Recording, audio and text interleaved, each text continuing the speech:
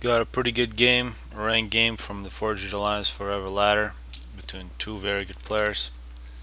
We got Tag Pebble is currently fourth, and we got Voodoo, who's pretty much owned the T1 ladder for a while for 3599. Both players are gonna be very good. So it's UEF versus Cybern. You can see early on two hunters from Pebble. He started out with them, and looks like three NGs for Voodoo. These hunters are going to go on the outside here looking for these NGs.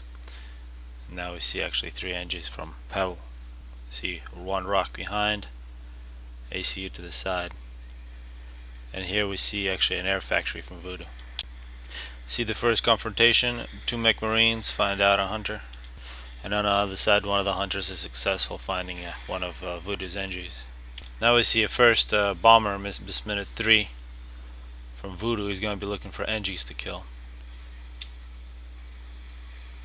You can see there are a few NGs at the main base, as well as some expanding.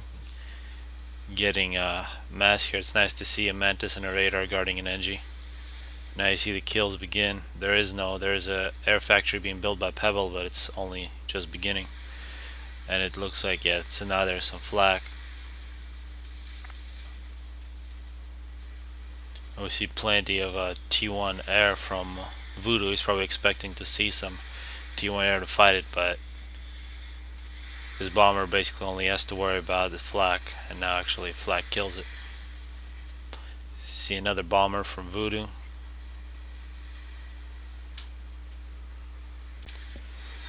See the first kills for this bomber, still going after NGs.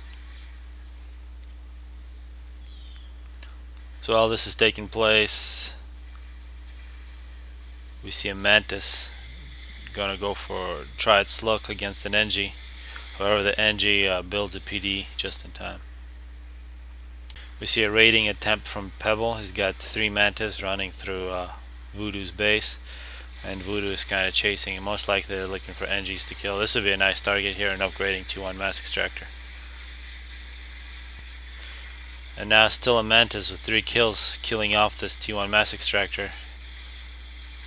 And that was about a 500 mass loss for Voodoo.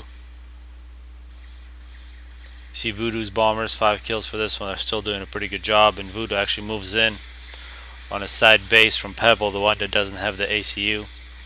He's killing the NGs first, and then he's going to actually reclaim the Tech 1 PD and lose a little bit of health. Pebble is able to raid a side base from Voodoo.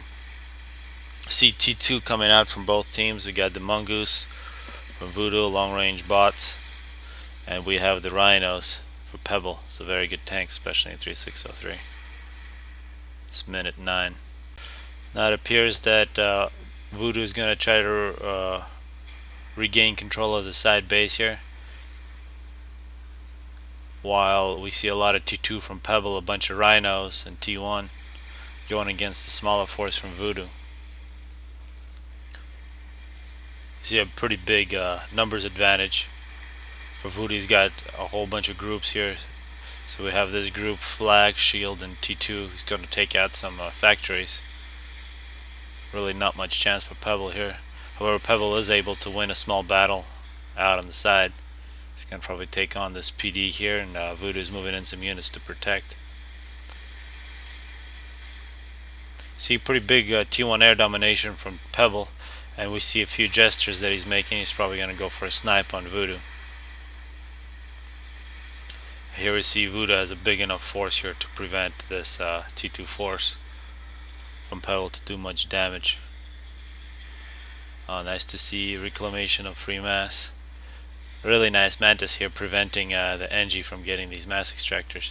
And now it looks like Pebble is going to go for a snipe on Voodoo. He's at 9k health here. He's got a shield coming in, as well as a T2 flak. So this might be pretty close. Of course, this shield has quite a bit of health. Another 3k health, and he's got a 4k on his ACU. And now we have this flak that's sitting at 12 kills, 13 kills. So this flak and shield really won the game for Voodoo at the end. And it looks like Pebble has thrown in the towel.